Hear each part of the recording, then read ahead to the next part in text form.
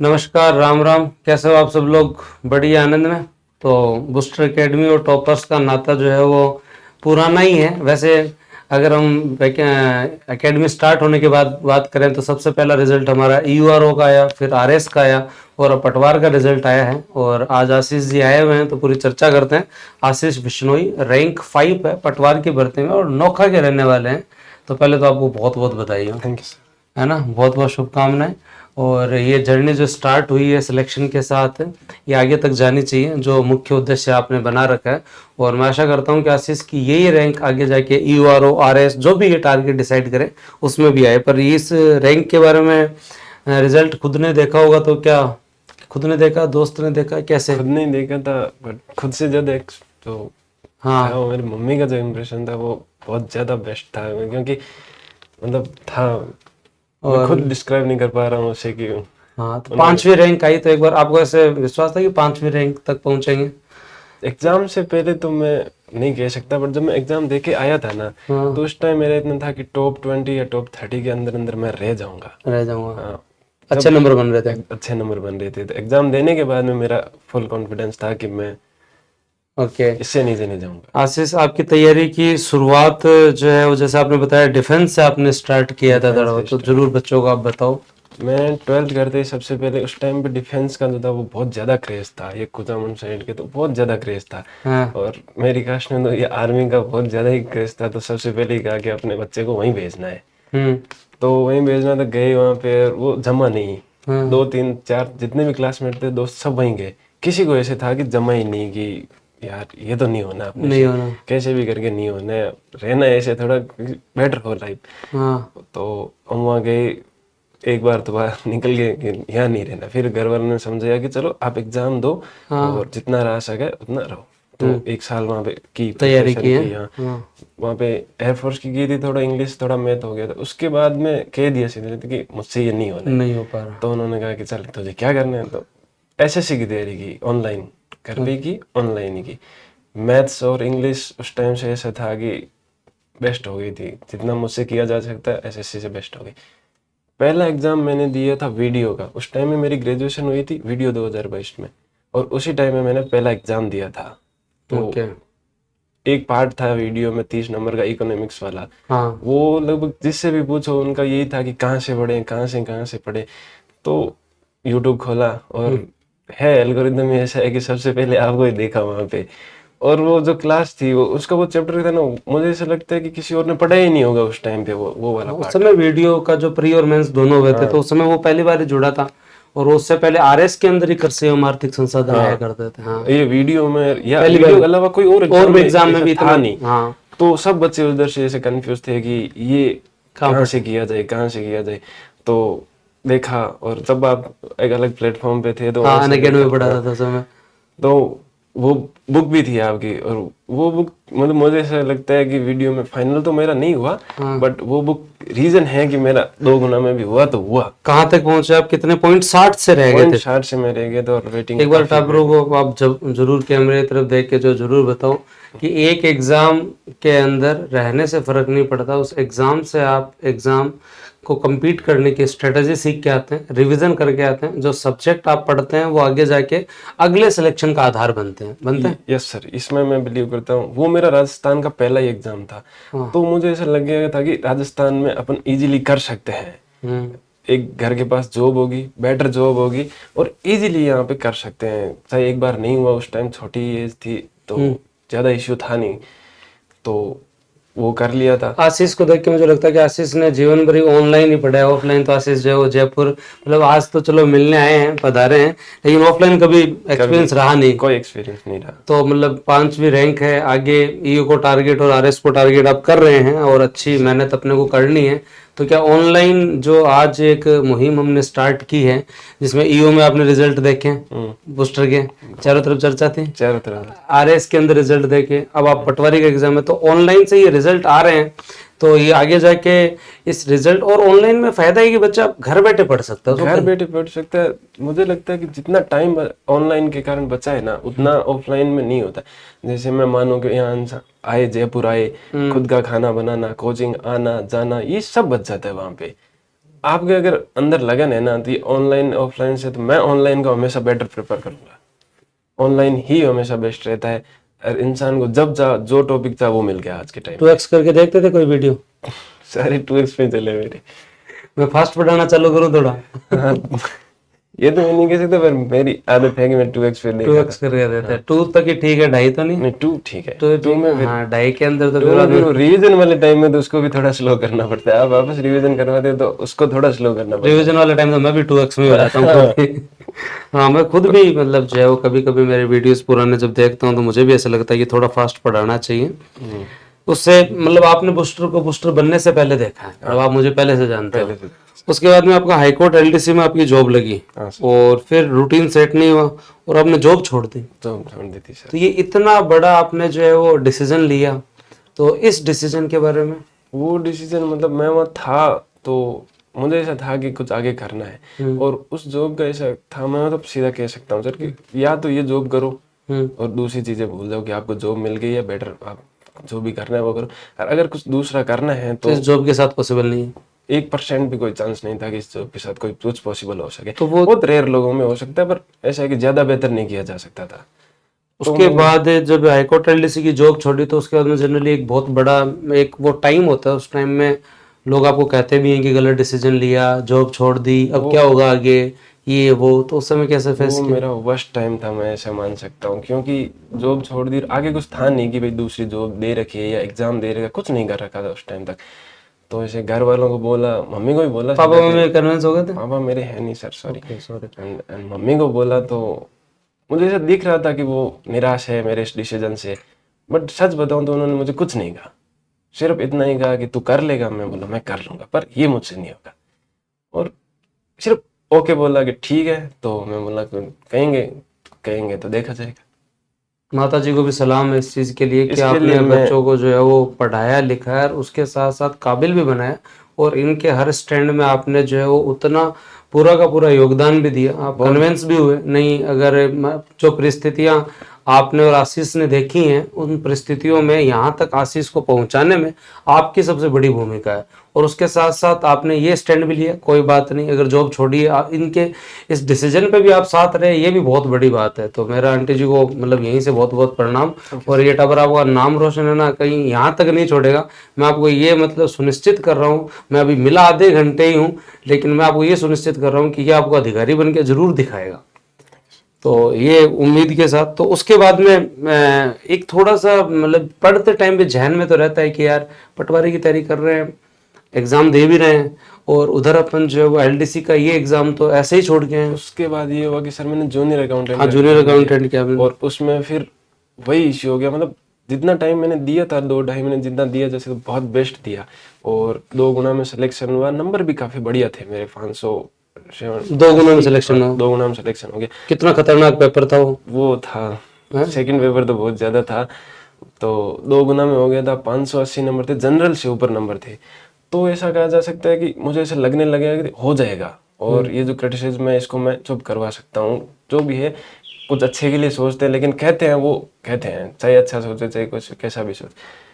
तो 2 गुना में हो गया, अक्टूबर जाके दिसंबर में आके वो रिजल्ट आया, और ऐसा मान सकते हैं कि उसकी कोई 584 या 585 के तकरीबन कट ऑफ चली गई। वो टाइम मेरा one of the worst time अगर लाइफ का मैं मान सकता हूँ, कि ऐसा आ गया था कि अब क्या करेंगे, छोड़ दी, इसमें भी नहीं हुआ। और तब तक पटवारी का या कोई नोटिफिकेशन आ नहीं रखा था, और ईओ की तैयारी मैं उस टाइम करता था, स्टार्ट कर दी थी मैंने। बट दिसंबर में वो रिजल्ट आने के बाद मतलब इतना डिमोरलाइज हो गया था मैं, कि मुझे ऐसा लगता था कि अब पॉसिबल नहीं है। एज क्या है आपके आज अब की? मैं हुआ हूँ 24 साल 8-9 महीने, मतलब 25 का होने वाला। तो जो भी टॉपर तैयारी कर रहे हैं उनसे मेरा यही निवेदन है कि जीवन में ये हर दिन हर विद्यार्थी ने देखे हैं, तैयारी करना, उसके साथ साथ एग्जाम देना, कट ऑफ के पास जाके आना, रह जाना, उसके बाद वापस तैयारी करना, अगली भर्ती के लिए जुट जाना। बीच में ये समय आता है कि कभी कभी एक बार लगता है कि दुनिया ही ब्लैंक हो गई, अब क्या होगा। लेकिन कभी भी जब आप आशीष को, मेरे को देखो ना, तो एक चीज की मोटिवेशन जरूर लेना कि कोई एक एग्जाम जीवन निर्धारित नहीं करता कि हम क्या करेंगे, कैसे रहेंगे, कैसे जिएंगे। नहीं, तैयारी एक जर्नी है जिसमें आपसे बेहतर जिसने किया वो पहले सिलेक्शन लेके जाएगा, आप अगली बार और अच्छा बेहतर करोगे तो आप सबसे आगे निकलोगे। वो आशीष ने करके दिखाया है पटवार के एग्जाम में। हम हर एग्जाम में कुछ गलतियां करते हैं, अगर उन्हें हम फिगर आउट कर लेते हैं तो एग्जाम जो अगला जरूर निकलता है। कंपिटिटिव स्किल एक ऐसी चीज है, सिलेबस बदल सकते हैं, एग्जाम के पैटर्न बदल सकते हैं, एक बार अगर इनबिल्ट हो गई, एक बार अगर आप एग्जाम देना सीख गए, रिवीजन करना सीख गए, टेस्ट देने की आदत डाल ली, सिलेबस अगर रिवाइज आपका हो गया, पूरा हो गया, फिर बाद में तो वो एक है कि जाके पेपर दे के आना और कंटिन्यूटी रखनी है। और आशीष की इस पूरी जर्नी से आप कंटिन्यूटी सीख सकते हैं। और ये मुझे लगता है वीडियो 2021, फिर हाईकोर्ट एलडीसी, फिर जूनियर अकाउंटेंट और उसके बाद आया यूआरओ। और वो जो डीमोरलाइज था वो चला 2-3 मंथ तक। और वो एग्जाम ऐसा था कि मैंने की काफी कोशिश की, लेकिन मेरा माइंडसेट इतना बेटर रह नहीं पाया कि वो अच्छा ही नहीं गया। मैं मानता हूँ कि वो किया जा सकता था पर नहीं हुआ। अचीवेबल था। अचीवेबल था, मुझे लगता था कि अचीवेबल था अगर माइंडसेट बढ़िया रहता था। यूआरओ पहली बार दिया था, दूसरी बार भी दिया? नहीं, पहली बार उस टाइम नहीं दिया। उस टाइम तो दिया ही नहीं था, फॉर्म में भरा हुआ था, लेकिन दिया नहीं। सेकंड टाइम में जब 3-4 महीने मिले थे अभी उस टाइम, हाँ वो दिया। तो वो दिया, फिर ऐसे लगता था कि अब क्या होगा क्या होगा। तो फिर यही दिख रहा था कि करना तो मुझे ही है, किसी और को तो करना है नहीं। करना मुझे है, मुझे पड़ेगा करना। तो मेरी मम्मी यही कहती थी कि इस बार एक और दे ले और पेपर दे के आके इतना कह दे कि अब कट ऑफ का डर नहीं है। मतलब डर ही नहीं रखना है कि भाई क्या कट ऑफ जाएगी, कितनी जाएगी, ये जाएगी। और यही सोच के मैंने मार्च एंड में स्टार्ट किया था पटवारी का कि जिस दिन एग्जाम देके बाहर निकलूं ना, मुझे ये नहीं डर रखना है कि कट ऑफ कितनी जाएगी। था एक मेरा दोस्त था, वो भी मेरे साथ पढ़ता था, लेकिन उसका नहीं हो पाया, 2 गुना हुआ, लेकिन ये पर मेरा ये था मेंटली कि मुझे जब मैं एग्जाम से बाहर निकलूं ना सेंटर से, तो मुझे कट ऑफ का या किसी चीज का कोई डर नहीं रखना है। और घर पे आके मैंने यही बोला कि अब डर नहीं, अब वो जो डर था वो डर नहीं है, सिलेक्शन हो जाएगा। सिलेक्शन हो जाएगा। क्या बात है। तो उसके बाद ईयूआरओ का भी दिया, और ईयूआरओ में क्या गलतियां की जो आपको फील हो रहा है कि मतलब जब वैसे कम पोस्ट होती है तो उसमें कंपटीशन टफ होता है, गलतियां तो जनरली कुछ नहीं होती हैं, लेकिन फिर भी अगर आप वापस ईयूआरओ एग्जाम, जैसे इस बार आपकी पूरी इच्छा है देने की और अगला टारगेट ईयूआरओ ही बना रखा है आशीष ने, है ना। आते ही मेरी जब बात हुई तो क्या सर जो है वो, मतलब पिछली बार आप जब वो इंटरव्यू ले रहे थे तो मेरा था कि मैं भी जो है वो जरूर जाऊंगा। तो मैं वापस उम्मीद करता हूँ कि इसके जस्ट बाद अगले यूआरओ के अंदर जब मैं वापस चर्चा करूं तब आप ही मेरे को यहाँ पे चाहिए। जरूर सर, मेरी पूरी कोशिश रहेगी। पूरी कोशिश रहेगी, एक मैं हूँ उनमें से।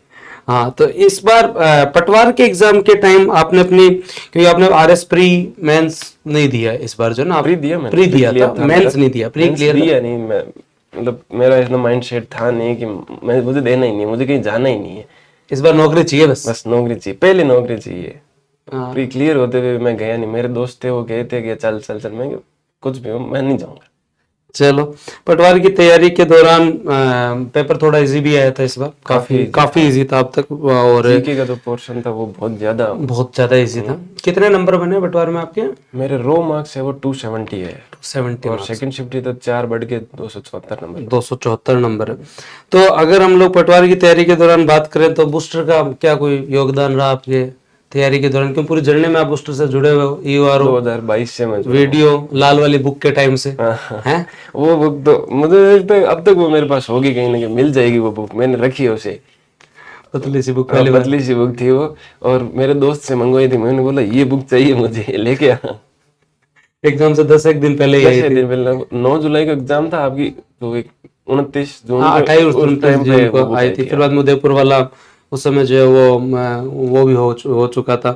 तो अगर हम लोग बात करें तो पटवार की तैयारी के लिए मतलब इंस्टीट्यूट जनरली आरएस को टारगेट लेके हमेशा जो है बूस्टर अकेडमी ने मेहनत की है, आरएस और यूरो। मैं पटवार वीडियो को जनरली इसलिए पढ़ाता हूँ क्योंकि मैंने खुद ये दोनों एग्जाम दिए, वीडियो की मैंने नौकरी की है, और इसलिए मेरा जो शुरू से रुझान रहता है कि पटवार वीडियो को मैं पढ़ाऊँ। और हमने एक स्ट्रीम बना रखा है पटवार वीडियो। पटवार वीडियो हम पढ़ा रहे हैं 1 जनवरी 2024 को हम पटवार और वीडियो का कॉम्बो बैच लेकर आए थे कि मतलब उस समय तक ये भी नहीं था कि पटवार और वीडियो जो है वो सीटी में होगा नहीं होगा, तब भी मेरा मन था कि दोनों की साथ ही तैयारी करनी चाहिए, साथ ही करनी चाहिए दोनों एग्जाम की तैयारी। अलग थोड़ा अलग है, थोड़ा सा साथ में चला ही। हाँ, पर आरएस वाले बच्चों के लिए इतना ज्यादा नहीं है, वही क्वेश्चन कर ले तो वो दोनों कवर हो जाता है। तो पटवार की तैयारी और वीडियो की तैयारी में आप बूस्टर को आपने जो देखा है, लाइब्रेरी में देख रहे हो, क्या योगदान रहा है, कैसे आप कुछ बताना चाहो नए अभ्यर्थियों? क्योंकि नए साल से हम लोग जो है वो पटवार वीडियो का एक कॉम्बो बैच लाएंगे जिसमें अगली दोनों भर्ती उसके साथ एलडीसी एक ही मतलब बैच हो जिसके अंदर सारे जो सबऑर्डिनेट भर्तियां कवर हो जाए, टबर को इधर उधर घूमना ही नहीं पड़े। हाँ।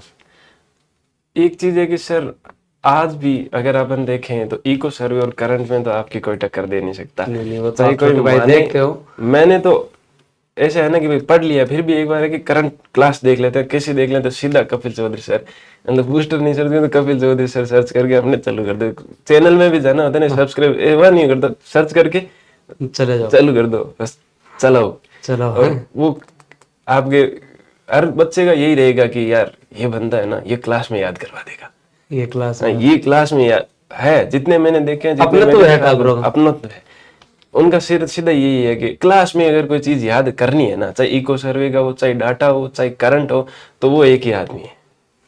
ये तो बढ़िया है, आप सब लोगों का प्रेम है, मैं उतनी मेहनत कर रहा हूँ। अभी एक अपन ने योजना की सीरीज भी चालू की है, तो उसमें हर दिन सुबह जो 8 बजे जो है वो 2 योजना फिक्स आ जाती है 10 मिनट के अंदर।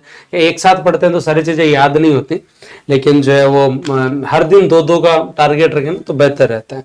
आपने बूस्टर की जो है वो टेस्ट सीरीज में एनरोल किया, तो क्या टेस्ट का लेवल कैसा लगा? हम बहुत ज्यादा टफ बना रहे थे, पेपर बहुत सरल है। टेस्ट और पेपर का वो बहुत ज्यादा ऐसे था कि काफी, मतलब पेपर ऐसा होना चाहिए था। बात ये है कि मेरी एक्सपेक्टेशन ऐसी थी कि पेपर ऐसा होना चाहिए था कि बजाय टेस्ट सीरीज की कभी कोई गलती नहीं हो, पेपर मतलब थोड़ा इजी आ गया, बहुत ज्यादा इजी आ गया। हाँ, क्योंकि पेपर तो हम पटवार के जो टेस्ट सीरीज थी तो उस टीम के अंदर जो लोग थे वो खुद एसआई का जो है वो फिजिकल दिए हुए लोग थे, तो उन्होंने इतनी मेहनत करके मतलब जो पेपर बनाया था एकदम टफ, मल्टीपल उसके अंदर ऑप्शन, कथन वाले क्वेश्चन इतने, मतलब हमारे टाबरों को हमने इतना कर दिया था कि मतलब जो अब कैसा ही पेपर आ जाए। ईओ के टाइम भी यही था, रीना जी थे अपने रैंक 2, उन्होंने आगे सर कहा कि मेरे जो है वो टेस्ट में कभी 90 से ज्यादा नंबर आए ही नहीं, अपने टेस्ट इतना टफ हुआ करता था।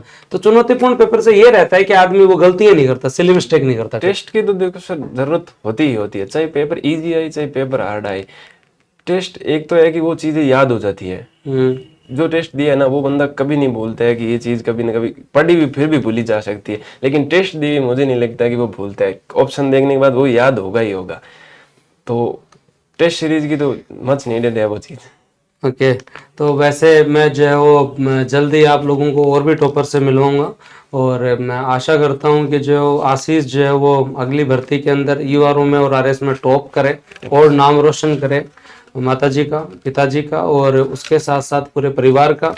और ये जो बच्चों का अपनत्व बूस्टर के साथ है, ये अपनत्व तो मैंने डे 1 पे जब मतलब पहला इंस्टीट्यूट होगा जिसके अंदर टॉपर कमेंट सेक्शन में आके बोल रहा है कि मैंने सर 2nd रैंक या 5th रैंक लिए और मेरा नाम ये है, ये मैंने यही देखा। जब उस दिन पटवार का रिजल्ट आया था, मैं गया तो सौरभ जो रैंक 2nd है, हाँ, तो सौरभ ने जो कमेंट किया और इतना अच्छा लगा कि यार, मैंने कहा जब भी जयपुर आओ तो जरूर जो मिलना।